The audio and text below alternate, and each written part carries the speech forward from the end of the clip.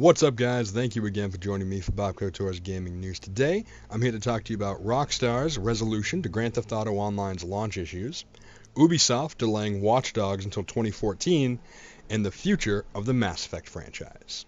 So first up for today is Rockstar's plans to thank players for sticking with Grand Theft Auto V's online mode after its very rough start, in the form of $500,000 in-game cash for all players.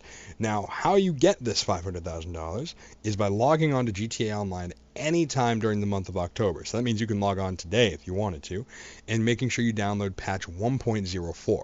Now, obviously, if you're connected to PlayStation Network or Xbox Live, you're going to get that right when you log in anyway, so that's also very easy to get.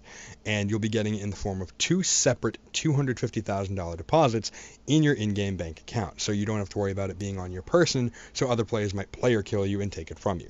No worries about that either.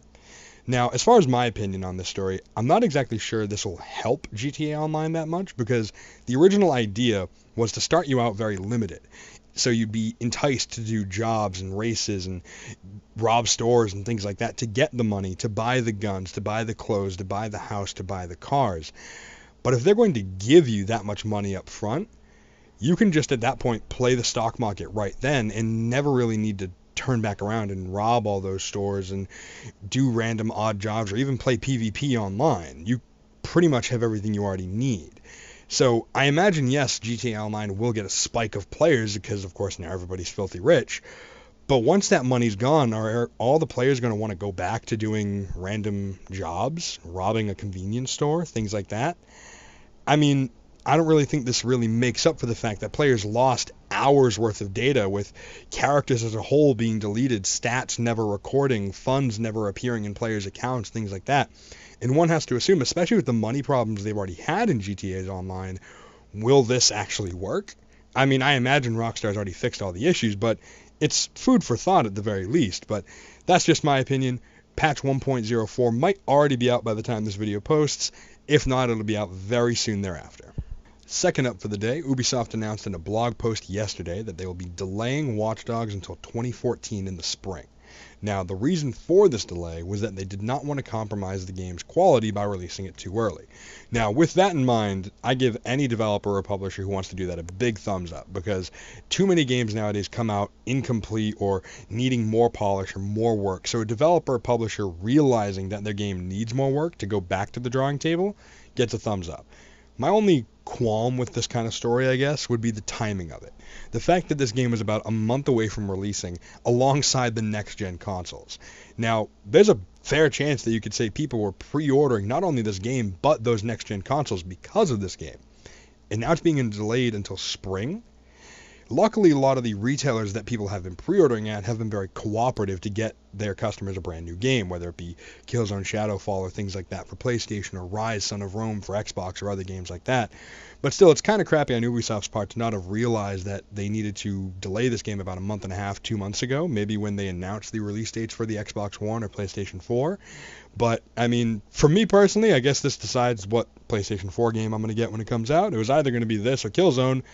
Now I guess it's going to be Killzone, because this is going to be way off in spring. Won't have to care about it, and the bad thing about it is people might be playing Destiny or things like that by then. So they're leaving themselves with a lot more competition as far as who they're going to be releasing against than they would if they did right now. But I imagine Ubisoft will be fine, as Watch Dogs has been getting a ton of press and a ton of praise thus far as well. And my last story of the day. Mac Walters, the lead writer of the Mass Effect franchise, recently had an interview with Complex Gaming, talking about not only the future of the Mass Effect series as far as games are concerned, but comic books as well, and so on. I'll be linking the full interview in the description below, but the thing I wanted to touch on from it is the fact that he had said that the next Mass Effect game will not include Commander Shepard or any of the events that Shepard took place in.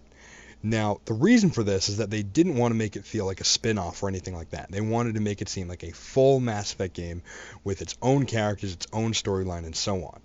Now, being a big Mass Effect fan, as you can already tell, I have some concerns about this, in the sense that if you've played Mass Effect 3, you already know the ending. So if it's not going to involve any of the events that Shepard took place in, that means it cannot take place after that, which to me is a very good thing, as I feel after the extended cuts, the Mass Effect 3 ending is enough of an ending to end the series, as far as chronologically speaking. And my standpoint as far as sequels are concerned, or spin-offs, or that kind of thing, prequels, is that as long as the game is good and the storyline, especially in a big story-based universe like Mass Effect, makes sense for the universe, you can make as many comic books, graphic novels, games, movies, animes, whatever you want to make, as long as it's all coherent to the universe and still works. Now, as far as the game itself, having nothing to do with Shepard or any of the events would presumably mean no Reapers, which I really want to see how BioWare is going to handle that kind of thing with, if you're not going to involve the Reapers, there goes your main villain in the universe. I mean, you could say the Elusive Man, but nothing will ever be as big, bad, and foreboding as the Reapers. So I'm very interested to see what angle they take, whether it'll be maybe the first Contact War, so when you're playing as just the humans fighting the Turians, or maybe farther back than that, maybe the Protheans versus the Reapers. That's the way you can introduce the Reapers. But there's no real other races that you've already seen and loved besides the Protheans at that time, so it wouldn't really do as well for a brand new audience. So again, I'm very interested to see what directions they take as far as how they're going to expand upon their already made universe in a way that doesn't interact with basically anything they've already done. But that's my opinion on it. Hopefully we'll find more info about the next Mass Effect game soon enough. Hopefully maybe by PAX East of this coming year, because I will definitely be there as well. But one can only hope. And that's all the stories I got for you this week, guys. Thank you so much for watching. If you had a thought or an opinion about what I talked about here today, you can drop a comment down in the section below. Otherwise, you can like, share, or subscribe to my channel if you haven't already. But I hope you guys had a great week, and I will catch you around next time.